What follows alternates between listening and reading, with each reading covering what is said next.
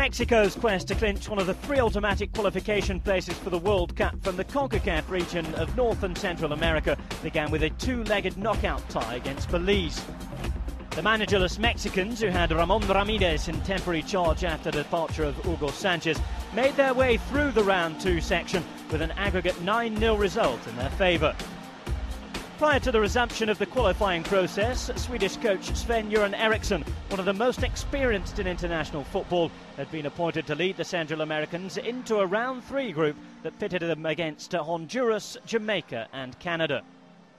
3 wins out of 6 matches played proved just enough to see Mexico through to the 4th and final round. However, defeats to Jamaica and Honduras and a draw with Canada had left the Mexicans dangerously close to being knocked out of qualifying at the penultimate stage for the first time in the country's history. In the final group, Mexico would come up against Costa Rica, El Salvador, Honduras, Trinidad and Tobago, but first it would be the big rivals, the United States of America, who would provide the opposition. The group started badly for Mexico when Michael Bradley gave the USA a half-time lead in Columbus.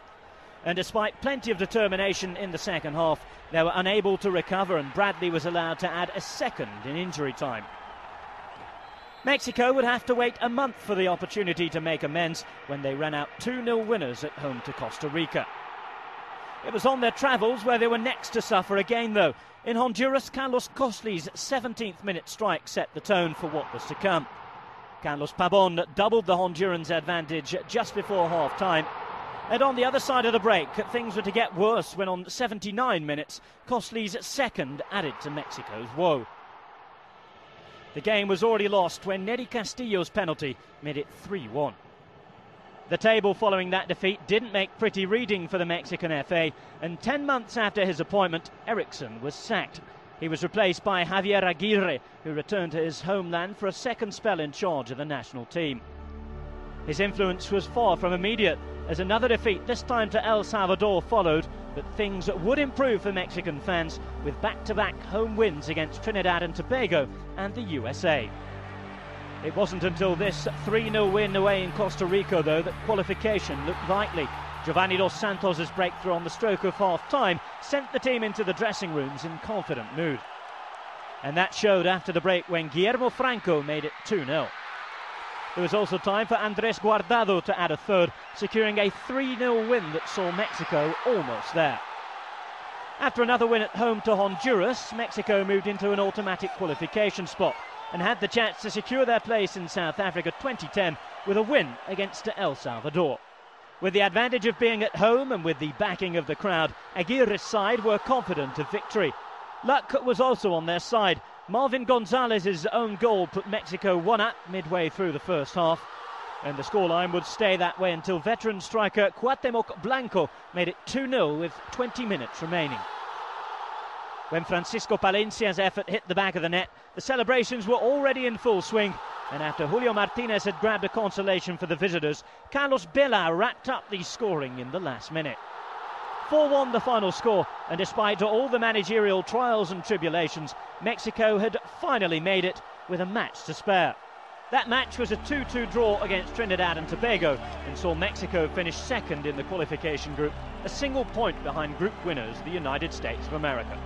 Mexico will be in South Africa, and coach Aguirre knows all about coaching at a World Cup finals. He was in charge of the team that reached the knockout stages back in 2002.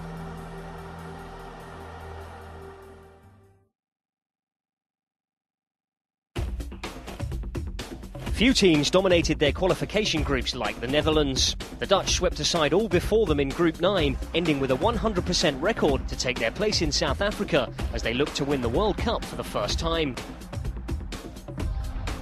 Paired with Norway, Scotland, Macedonia and Iceland in the smallest group in the European zone, the Netherlands were strong favourites to earn automatic qualification. The campaign began in September 2008 with an away game in Macedonia. The home side had already kicked off their campaign with a win against Scotland and proved difficult opposition for the Dutch.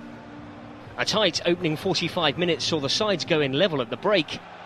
But just a minute after the restart, Johnny Heitinger broke the deadlock, heading in from Ian Robins' cross.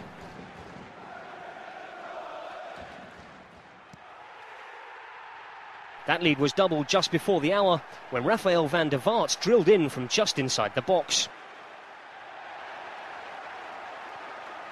A Goran Pandev penalty gave Macedonia a lifeline, but they couldn't force an equaliser. Two more qualifiers lay ahead in 2008, both yielded wins and clean sheets. A 2-0 win against Iceland in Rotterdam came courtesy of a goal in each half from Joris Matteson and Klaas-Jan Huntelaar, whilst Mark van Bommel's 63rd minute strike was enough to see off Norway in Oslo. 2 home games in 4 days kicked off 2009 for the Dutch. Scotland were brushed aside in the Amsterdam arena. Bert van Marwijk saw his side take a 2-goal lead into the break. Huntelaar had grabbed the first on the half hour. And just seconds before the half-time whistle, Robin van Persie notched his first goal of the campaign to deflate the Scots. Dirk Kuyt's penalty in the second half completed a comfortable win and set the Dutch up nicely for the return game against Macedonia. It proved to be another easy victory for the Netherlands, 4-0, and the Dutch were now in touching distance of qualification. A perfect record of 15 points from 5 games gave the Netherlands an 8-point advantage over second-place Scotland with 3 games left to play. So a win against Iceland in Reykjavik in June 2009 would ensure the Netherlands took their place in South Africa as the first team from Europe to qualify. The game was indicative of the campaign. 2 early goals meant what could have been a nervy 90 minutes turned out to be a relatively stress-free evening for the devastating Dutch. It took just 9 minutes for the Netherlands to open the scoring. Nigel de Jong headed in Rafael van der Vaart's pinpoint cross. 7 minutes later the game and qualification was settled as Mark van Bommel drove in from the edge of the box. Despite a late goal from the home side, the Netherlands never looked like relinquishing their lead. The Dutch could have been forgiven for relaxing in their final 2 games, but they ensured a perfect campaign with wins against Norway and Scotland to end with a maximum 24 points. Satisfying reading with the Netherlands 14 points clear of second-place Norway. The Netherlands had scored 17 goals, conceding just 2, a truly outstanding achievement. Many argue the Netherlands are the foremost team never to have won the World Cup. The pain of losing successive finals in 1974 and 78 is still keenly felt. But after such a dominant showing in qualifying and with an impressive array of attacking talent, the Netherlands will be amongst the favourites when the 2010 World Cup finals kick off in June.